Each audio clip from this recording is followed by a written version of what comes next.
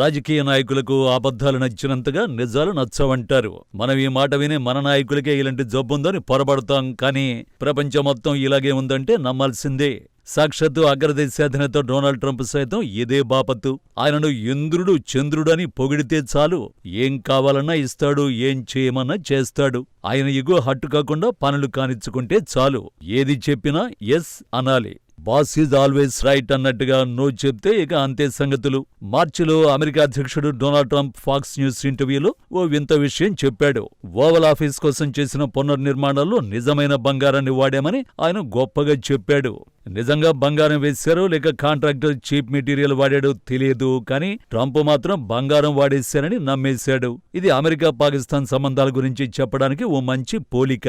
మెరిసేదంతా బంగారం కాదు. Trump interview తర్వాత కొద్ది రోజులకు Pakistan army chief Asim Munir America పర్యటనలో ఇండియాపై అణు బెదిరింపులు చేశాడు.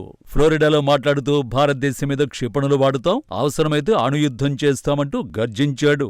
అయితే వాస్తవానికి పాక్ జనరల్ ఇలాంటి ప్రేలాపనలు పేలడం ఇదే మొదలు కాదు, కొత్త కాదు. కానీ ఇలాంటి భాషకు ఉపయోగించిన ప్రదేశం మాత్రం కీలకం.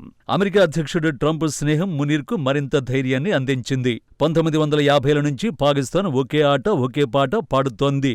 అమెరికా భయాలను వాడుకోవడం, సైనిక సాయం తీసుకోవడం, ఆ సాయాన్ని భారతదేశంపై ఉపయోగించడం. సీటో సెంటో కూటముల ద్వారా అమెరికా నుంచి సాయం తెచ్చుకునే పాకిస్తాన్ ఆ సహాయంతో భారతదేశంపై దాడులు చేస్తూ వచ్చింది. సోవియట్ యూనియన్కు వ్యతిరేకంగా ఆఫ్ఘనిస్తాన్లో, ఆ తర్వాత అదే పాకిస్తాన్ ఉగ్రవాద గ్రూపులను పెంచి అమెరికా సిబ్బందిని చంపేలా చేసింది. ఇది తెలిసి కూడా తెలియనట్టుగా నటించడం ప్రపంచంలో ఒక్క పాకిస్తాన్కు తప్ప మరో దేశానికి సాధ్యం కాదేమో. ఇప్పుడు మునీర్ మాటల్లో మతతత్వం, విభజన, ద్వేషం స్పష్టంగా కనిపించే. పాకిస్తాన్ రాజకీయ నాయకులు బలహీనంగా ఉండడంతో ఎవ్వరూ ఆర్మీకి వ్యతిరేకంగా సవాల్ చేయలేకపోతున్నారు. వాస్తవానికి మునీర్ కంటే ముందు షరీఫ్ ట్రంప్ను కలవాల్సింది. దీంతో ప్రధాని షరీఫ్ జీరో అయ్యాడు. సైన్యాధిపతి సూపర్ పవర్ చేజిక్కించుకున్నాడు. ప్రజల అసంతృప్తిగా ఉన్న సైన్య నియంత్రణలో ఉండడం, అమెరికా సపోర్ట్ చేస్తుండటంతో పాక్ పాలకులు మౌనం దాల్చారు.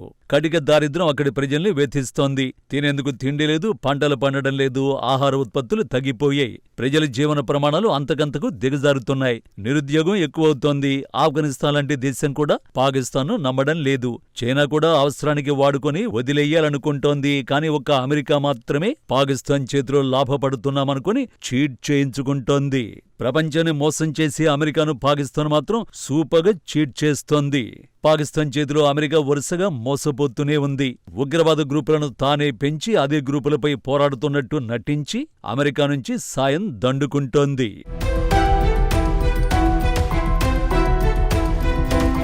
మొత్తం వ్యవహారాన్ని ఇండియా అర్థం చేసుకున్నట్టుగా మరో దేశం అర్థం చేసుకోవడం లేదంటే అతిశయోక్తి కాదు. పాకిస్తాన్ సైనిక పాలకులు చేసే బెదిరింపులు దేశంలో పబ్బం గడుపుకోవడం కోసం మాత్రమే. ఎందుకంటే అణ్వాయుధాలు చేతిలో ఉన్న పాక్ నియంత్రణాధికారి ఎవరైనా సరే ఒక్కసారి మాత్రమే అణుబాంబు వాడగలరు. రెండో ఛాయిస్ ఉండదు. ఎందుకంటే ఆ తర్వాత పరిస్థితి ఏమవుతుందో ఎవరు చెప్పలేరు, ఊహించలేరు. ఇప్పటికే పాక్ ఆర్థిక వ్యవస్థ కుప్పకూలిపోయింది. ప్రజల దృష్టి మళ్లించడానికి దేశభక్తి గీతాలు బ్యాక్గ్రౌండ్లో ప్లే చేస్తూ వారిని తప్పుదోవ పట్టిస్తోంది ఆర్మీ. మునీర్ ఇప్పుడు ఇదే కార్యక్రమాన్ని 70mm షోగా చూపిస్తున్నాడు. కానీ దానికి అమెరికా ఫూల్ కావడం అతి పెద్ద విషాదం.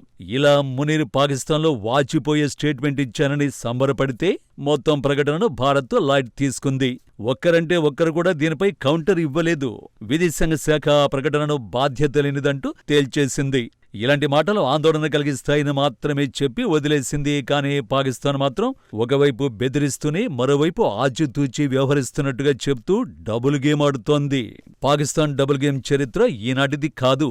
ఇది ఆ దేశానికి కొత్తేమీ కాదు. 1960లో ప్రెస్లర్ సవరణ పెట్టి పాకిస్తాన్ అణు కార్యక్రమాన్ని కారణంగా చూపించి అమెరికా సహాయం నిలిపేసింది. కానీ కొన్నాళ్లకు తిరిగి పాకిస్తాన్ అవసరం అమెరికాకు పడింది. వార్ ఆన్ టెర్రర్ పాకిస్తాన్కు నిధుల ప్రవాహాన్ని పారించింది. అప్పుడు మళ్లీ పాకిస్తాన్ అమెరికాకు అనివార్య మిత్రదేశం అయింది. ఉగ్రవాదంపై యుద్ధం పేరిట సహాయాన్ని పాక్ అందుకుంది. కానీ అదే సమయంలో తన అణు సామర్థ్యాలను పెంచుకుంది. ప్రపంచంలో చాలా దేశాలు అణ్వాయుధాలను కేవలం రక్షణ కోసం భద్రపరుచుకున్నాయి, కానీ పాకిస్తాన్ మాత్రం వాటిని మరో దానికోసం ఉంచుకుంది. పాకిస్తాన్ సైన్యం అణుబాంబును ఒక రాజకీయ ఆయుధంగా మార్చుకుంది. దశాబ్దాలుగా పాకిస్తాన్ జనరల్స్ మొదటించి ఒకే ఆట ఆడుతున్నారు. భారతదేశాన్ని బెదిరించడం, తద్వారా అమెరికా, పాశ్చాత్య దేశాల వద్ద ఉచితాలు, రాయితీలు, బెనిఫిట్లు పొందడాన్ని లాంఛనంగా మార్చుకున్నారు. మొదటించి తాను చేసిన తప్పులకు బాధ్యతలు తప్పించుకోవడాన్ని పాకిస్తాన్ ఒక హ్యాబిట్ గా మార్చుకుంది. 1947లో మొదటి యుద్ధం నుంచి 1999లో కార్గిల్ యుద్ధం వరకు పాకిస్తాన్ ప్రతిసారి ఓడింది. కానీ ఒక్క విషయంలో మాత్రం విజయం సాధించింది. అది అణు బ్లాక్మెయిల్. బాంబు కంటే ప్రమాదకర బటన్ అన్నది మనందరికీ తెలిసిందే. ఈ విషయాన్ని పాకిస్తాన్ మనందరికంటే ఎక్కువగా తెలుసుకుంది. అందుకే బాంబు పేలుస్తానంటూ బెదిరింపులకు దిగుతోంది. బాంబులు ఎన్నైనా వేయొచ్చు, కానీ బటన్ మాత్రమే ఒక్కసారి నొక్కగలుగుతాం. ఆ తర్వాత ఇక ఆప్షన్ ఉండదు. అందుకే బటన్ బూచి చూపెడుతూ పబ్బం గడుపుకుంటోంది. బటన్ పట్టుకున్న వ్యక్తి ప్రతిరోజు బెదిరించగలడు. నేడా బటన్ ఆసిమ్ మునీర్ చేతిలో ఉంది. పాకిస్తాన్ ఫీల్డ్ మార్షల్ గా తనను తాను ప్రమోట్ చేసుకున్న మునీర్ మతతత్వం, హిందూ ముస్లింలంటూ ఆ దేశంలో విభజనవాదంతో ప్రసంగాలు చేస్తూ పాక్ ప్రజలను మోసం చేస్తున్నాడు. మునీర్ అమెరికాలో చేసిన వ్యాఖ్యలు ప్రపంచానికి షాక్ కలిగించాయి. కశ్మీర్ అంశం ఉన్నంతకాలం మాత్రమే పాకిస్తాన్కు మనుగడ అన్నది మనకు మాత్రమే తెలుసన్నట్టుగా భావించాల్సి వస్తోంది. కశ్మీర్ సమస్యను పెంచి పోషిస్తోంది పాకిస్తానీ అని దశాబ్దాలుగా రుజువవుతూనే ఉంది. భారతదేశంలో ముస్లింలు సురక్షితంగా లేరని పాక్ పాలకులు ప్రపంచ ముస్లిం సమాజాన్ని నమ్మేలా చేస్తున్నారు. ఇలా చెప్పుకుంటే వాళ్ళను నమ్మేవాళ్లే ఉండరు. పాకిస్తాన్ రెచ్చగొడితే సగం ప్రపంచం నాశనమైపోతుందంటూ అమెరికా గడ్డపైనే ప్రపంచానికి బెదిరింపులిచ్చేంత పోటుగాడయ్యాడు ఆసిమ్ మునీర్. ఇది నవ్వుకోవడానికి కాదు, భయపెట్టడం కోసం కూడా కాదు. విచిత్రమేంటంటే అమెరికా ఈ మాటల్ని సీరియస్ వార్నింగ్ గా కాకుండా దౌత్యపరమైన అంశంగా చూస్తోందట. వినేవాళ్లు లోకువైతే ఇలాగే మాట్లాడుతారు. మరి ఇదే అమెరికా పాకిస్తాన్ సంబంధాల నిజస్వరూపం. పాకిస్తాన్ ఎన్ని అబద్ధాలు చెప్పినా, ఎన్ని ఉగ్రవాద గ్రూపులకు మద్దతిచ్చినా అమెరికా అది మర్చిపోతుంది, లైట్ తీసుకుంటుంది. తనదాకే వస్తే తప్ప ఏది పట్టించుకోదు. ప్రపంచం మర్చిపోలేని విషయం ఏక్యూ ఖాన్ నడిపిన అణుబజార్. పాకిస్తాన్ నుంచి ఉత్తర కొరియా, ఇరాన్, లిబియాలకు అణు సాంకేతికత అమ్ముకుంటే అమెరికా చోద్యం చూసింది. అంటే ఓ రకంగా అణు టెక్నాలజీని ఆయా దేశాలకు కిరాణా సామానుల్లా అమ్ముకుంటే ఒక్క మాట కూడా మాట్లాడలేదు. ఇది ప్రపంచానికి ఎంతటి ప్రమాదమో అందరికీ తెలుసు. అంతెందుకు, మన ఇరాన్ విషయంలో అమెరికా, ఇజ్రాయెల్ ఎంత యాగి చేశాయో మనం చూశాం. ఇరాన్ మంత్రి అయితే అమెరికా తమపై అణ్వాయుధాలు వేస్తే తమకు పాకిస్తాన్ ఇచ్చే అణుబాంబులు పేలుస్తామంటూ కూడా మాట్లాడాడు. ఇంత జరుగుతున్నా అమెరికా పాకిస్తాన్ విషయంలో ఎన్నడూ కూడా కఠిన చర్యలు తీసుకోలేదు. ఎందుకంటే ఆఫ్ఘనిస్తాన్లో అమెరికా సైన్యానికి సరఫరా మార్గాలు పాకిస్తాన్ గుండానే వెళ్లాలి. అంటే పాకిస్తాన్ వదిలి అమెరికా యుద్ధాన్ని కొనసాగించలేకపోయింది. అందుకే పాకిస్తాన్ అమెరికాకు ఎప్పుడూ తప్పనిసరి భాగస్వామిగా నిలుస్తోంది. పాకిస్తాన్కు అమెరికా కావాలి, అమెరికాకు పాకిస్తాను కావాలి. పాకిస్తాన్ నడిపించేది ఆర్మీ అయితే ఆ ఆర్మీని అల్లా నడిపిస్తున్నాడంటూ అమెరికా కట్టుకథలు చెప్తోంది. అంతిమంగా పాకిస్తాను ఎవరు ఏలాలి అన్నది డిసైడ్ చేసేది ముమ్మాటికి అమెరికానే. పాకిస్తాన్కు ముష్టి వేస్తున్నామనుకుంటూ కథ నడిపిస్తోంది అగ్రరాజ్యం అమెరికా.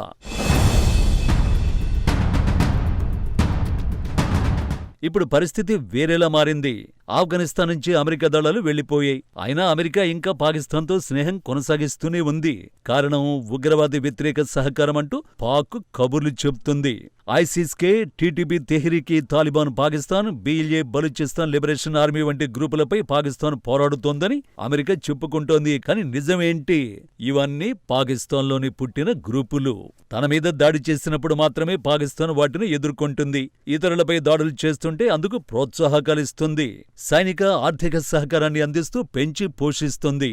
కానీ వీటిని అమెరికా మాత్రం పట్టించుకోదు. Professor C. క్రిస్టిన్ ఫెయిర్ లాంటి నిపుణులు అమెరికాను ఐఎస్ఐ ఆట పట్టిస్తోంది అంటారు. ఇందులో కొంత నిజం కూడా ఉంది, కొంత అబద్ధమూ ఉంది. నిజమేంటంటే రెండు దేశాలు ఒకరితో ఒకరు టామ్ అండ్ జెర్రీ ఆట ఆడుతుంటే ఇందులో టామ్ ఎవరో, జెర్రీ ఎవరో తెలియని పరిస్థితి. ఆట మాత్రం సాగుతోంది. ఎవరిది ఎప్పుడు పైచేయో మాత్రం అర్థం కాదంతే. 2025లో పహల్గామ్లో జరిగిన ఉగ్రదాడి మరోసారి పాకిస్తాన్ కుట్రకోణాన్ని ప్రపంచానికి బట్టబయలు చేసింది. అమాయకులు చనిపోయినా పాక్ ఆర్మీ చీఫ్ మునీర్ మాత్రం ఆ దాడిని సమర్థించాడు. అంతేకాదు తమ ప్రమేయం లేదంటూ బుకాయించాడు. ఇది నైతికంగా తప్పు మాత్రమే కాదు, వ్యూహాత్మకంగా కూడా ప్రమాదకరం.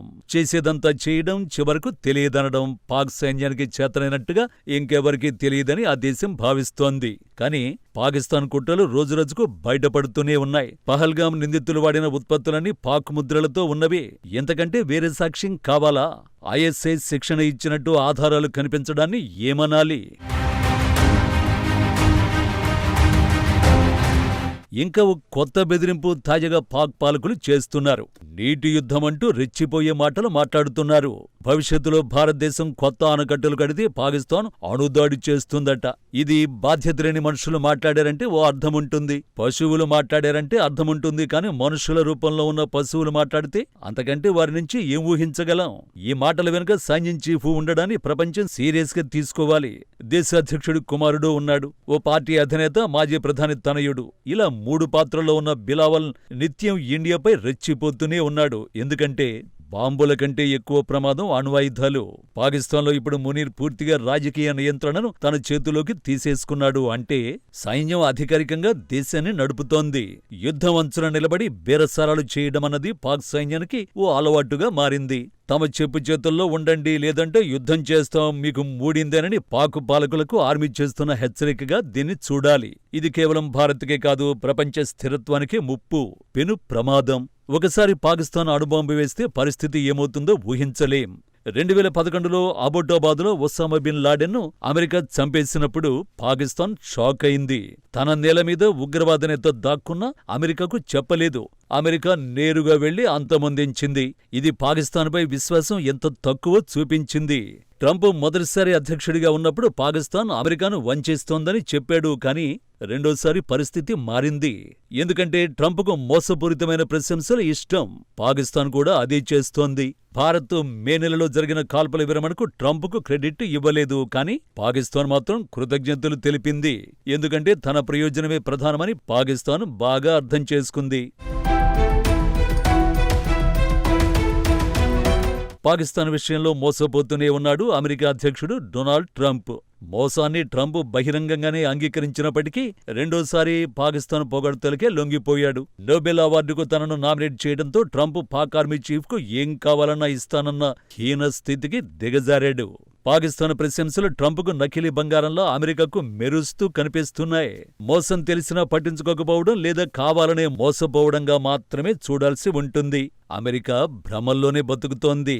అమెరికా ఇంకా పాకిస్తాను భాగస్వామిగానే చూస్తోంది. ఇది ప్రపంచ విడ్డూరాలకెల్లా విడ్డూరం. ఒక రకంగా చెప్పాలంటే ఎయిత్ వండర్. ఇలా చేయడం అమెరికా చేతగానితనం కాక మరేంటి? ఎందుకంటే పాకిస్తాన్ ఉగ్రవాదాన్ని ప్రోత్సహించే దేశం. ఓవైపు ఉగ్రవాదులను పెంచి మరోవైపు వారిని ఎదుర్కొంటున్నట్టు నటిస్తూ అమెరికా ఇతర అంతర్జాతీయ సంస్థల నుంచి కాసులు దండుకుంటోంది. అందుకే ఉగ్రవాదమే పాకిస్తాన్కు శ్రీరామరక్ష. ఉగ్రవాదులే కాసుల గలగలలు. వారిని పెంచి పోషిస్తే కోటాను కోట్లు కొల్లగొట్టుకోవచ్చు. అవే వారికి కాసులు కురిపిస్తాయి. వాస్తవానికి అమెరికా ఆలోచన నకిలీ బంగారంతో సమానం. కానీ అమెరికా మోసపోయినట్టు కాకుండా మోసపోవడానికే సిద్ధంగా ఉందని తాజాగా ట్రంప్ వ్యవహారం స్పష్టం చేస్తోంది. పాకిస్తాన్ బెదిరింపుల భారాన్ని ఎక్కువగా మోయాల్సి వస్తోంది ముమ్మాటికి భారత్ మాత్రమే. సరిహద్దు ఉగ్రదాడులు, నీటి యుద్ధం, అణు బ్లాక్మెయిల్ ఇవన్నీ మనమీదే ప్రభావాన్ని చూపుతున్నాయి. ఓ విధంగా ఇండియా ఇబ్బందులు ఎదుర్కొంటోంది. అంతర్జాతీయ వేదికలపై అమెరికా పాకిస్తాన్ను కాపాడుతుంటే మనం జాగ్రత్త వహించాల్సి వస్తోంది. ఎందుకంటే చివరికి వీటన్నింటి ఎఫెక్ట్ ఇండియాపైనే పడుతోంది. ప్రపంచం ఓ సత్యాన్ని అంగీకరించాల్సిన సమయం ఆసన్నమైంది. ప్రమాదం బాంబు కాదు, బటన్. బాంబు ఒక్కసారి పేలుతుంది, కానీ బటన్పై వేలాడే చెయ్యి ప్రతిరోజు బెదిరిస్తుంది. ఆ బటన్ నేడు ఆసిమ్ మునీర్ చేతిలో ఉంది. అంతర్జాతీయ సమాజం పాకిస్తాన్ అణు బ్లాక్మెయిల్ను సహిస్తే అందుకు మూల్యం చెల్లించుకోవలసి వస్తుంది. మాటలకు చప్పట్లు కొడితే రేపు దాని ఫలితాలను అందరం భరించాల్సి వస్తుంది. ఈ ప్రభావం భారతదేశంపై చాలా చాలా ఎక్కువగా ఉంటుంది. మెరిసేదంతా బంగారం కాదు. అదేవిధంగా అమెరికా పాకిస్తాన్ సంబంధం కూడా అలాంటిదే. బయటికి భాగస్వామ్యం, లోపల మోసం, వంచన. మునీర్ మాటలు ఒక్క విషయం మాత్రం స్పష్టం చేసేయ్. ప్రమాదం బాంబులో లేదు, బటన్ పట్టుకున్న చేతిలో ఉంది. ఆ చేయి నేడు ఆసిమ్ మునీర్ది. అమెరికా ఇంకా దానిని పట్టించుకోకపోతే భవిష్యత్తులో దాని ఫలితాలు భారత్కే కాకుండా ప్రపంచానికే భరించలేనివి కావచ్చు.